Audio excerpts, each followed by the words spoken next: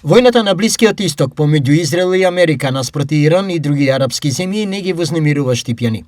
Војната далеко е, она секако вознемирува, ама далеко е од нас.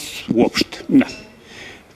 Ние немаме ништо со тоа, тоа си они решават у арапскиот свет, нека си го решат како знаат и умеат. Па слушај, секако далеко е од нас во војната. Според наши соговорници, страф од повисоки цени на енергенсите немаат. Сега за сега нема да се случи, ама ако потрае натаму, може и да се покаже. Не би требало да се качува. За сега не, а ако потрае подолго, 100%.